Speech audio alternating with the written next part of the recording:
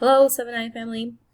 This is Mrs. Cruz, and if you're watching this with me, I am going to complete Monday's task. So hopefully by now you have seen my other video on what to expect for the whole week, where I explain all of this weekly schedule information. But for this video, I will be completing the goal for today, which is going to be to complete some vocabulary, scan the questions, and get started on at least 7 to 8 pages of today's reading. So if you guys can see here, my goal for tomorrow is to start with page 8. So that means that for today I'm going to make it my goal to read at least until page 7. Okay, just a few reminders. If you haven't read chapter 1, then you should definitely pause this video and complete chapter 1 first, because you do have to go in order for it all to make sense. Also, huge shout out to those of you who are watching these videos, and I could tell because the quality of your work is really good. And remember that these videos are for you, because I know that it's a little challenging to have to do this by yourself. So hopefully by hearing my voice, by being able to do it with me, it gives you kind of more assurance that you're not alone and that we're all in this together. I will be leaving some parts out here and there for this one, because I do want you to practice it more on your own here and there. So if you kind of see that, then that's why. But if you have any questions, then you can ask me and I will make sure that I help you. Okay, so in order to get started, I mentioned that I forgot to add page numbers. So I'm going to add page numbers to make sure that I could keep track of things easily. You can find this by clicking Insert. Then you are going to look for where it says page numbers, and then I'm going to put my page numbers at the bottom. So I'm going to put that little grid. So as you can see, now I have a page number. Okay, so now that I have page numbers, my next step is to do the vocabulary part.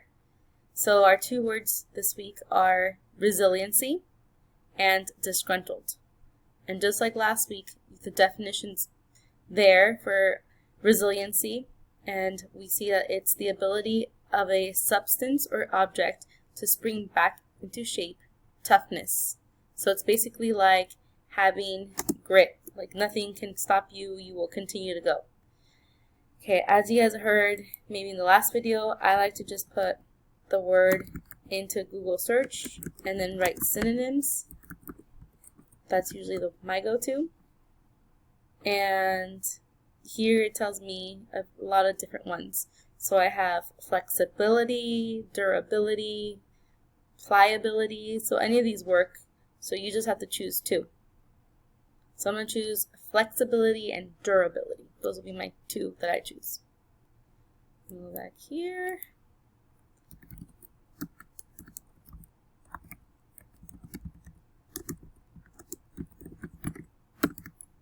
Durability. Okay, for images, as I told you, there's a lot of different ways to do this too. I'm just going to go to this Explore feature here, and I'm going to type in the word resiliency. Oops, I don't know what happened. Sorry.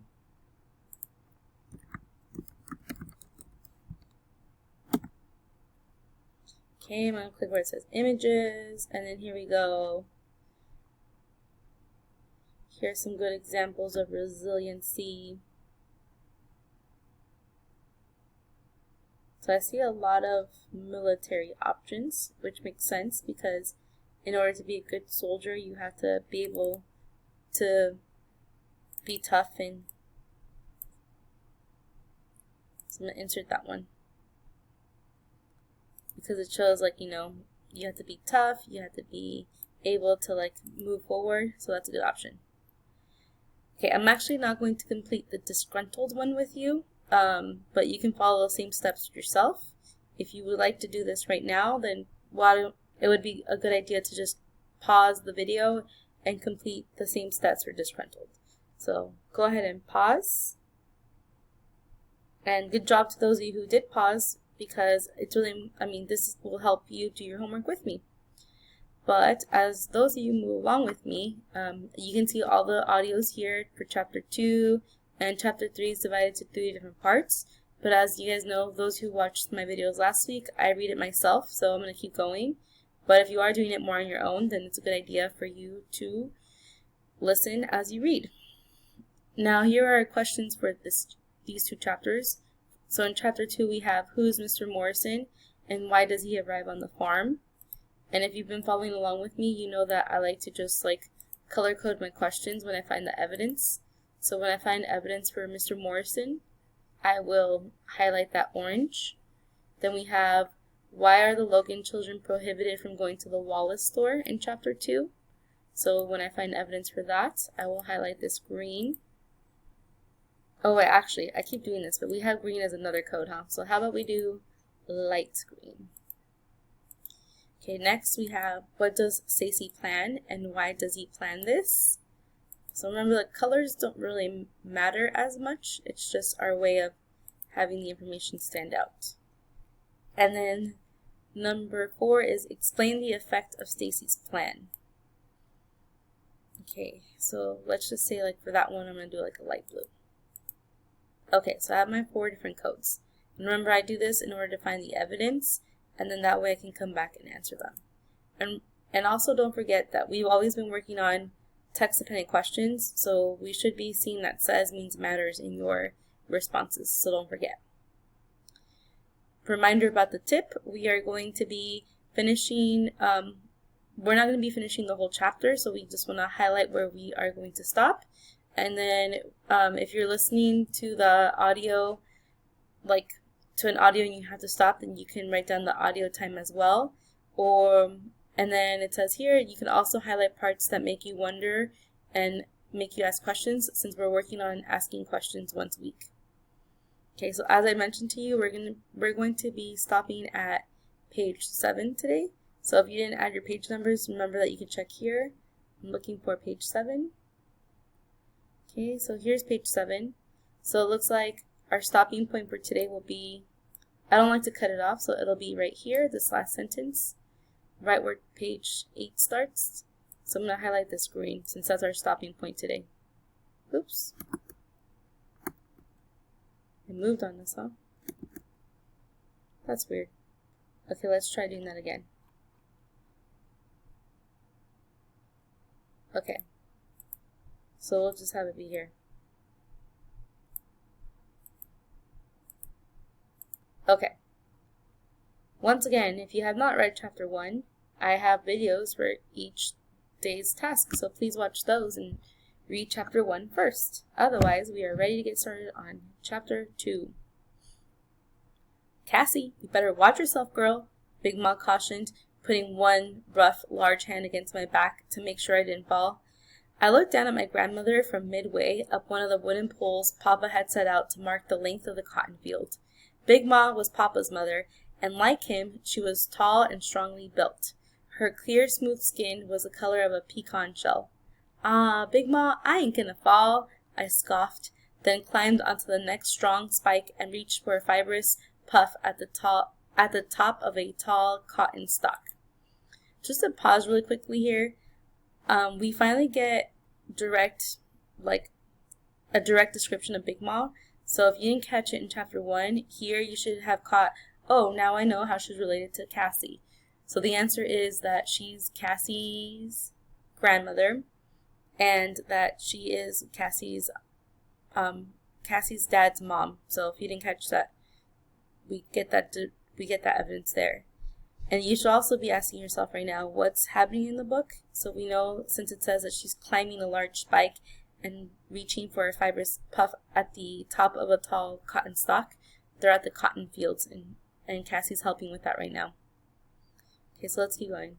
"You sure better not fall, girl," grumbled Big Ma. "Sometimes I wish we had more low cotton, like down round Vicksburg.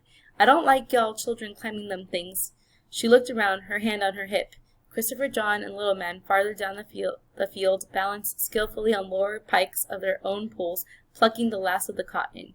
But Stacy, too heavy now to climb the poles, was forced to remain on the ground. Big Ma eyed us all again. Then, with a burlap bag slung across her right shoulder and dangling at the left side of her waist, she moved down toward Mama. "Mary, child, I think with what we picked today, we ought to have ourselves another bale." Mama was stooped over a low cotton branch. She stuffed one last puff into her bag and straightened. She was tawny-colored, thin and sinewy, with delicate features and a strong-jawed face, and, though almost as tall as Big Ma, she seemed somewhat dwarfed beside her. "I expect you're right, Mamma," she said. "Come Monday, we'd better haul it up to the Granger place and have it ginned. Then we can— Cassie, what's the matter?" I didn't answer Mamma. I had moved to the very top of my pole and could now see above the field to the road where two figures, one much taller than the other, were walking briskly. As the men rounded a curve in the road, they became more distinct. There was in the easy, fluid gait of the shorter man a familiarity that made me gasp. I squinted, shadowing my eyes from the sun, then slipped like lightning down the pole. "Cassie? It's Papa!"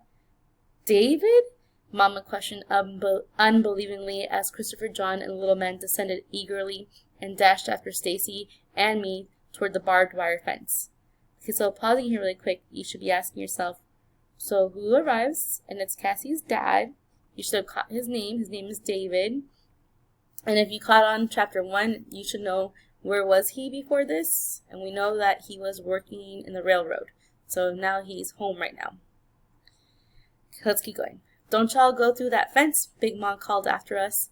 But we pretended not to hear. We held the second and third rows of the prickly wire wide for each other to climb through. Then all four of us sped down the road toward Papa. When Papa saw us, he began running swiftly, easily, like the wind.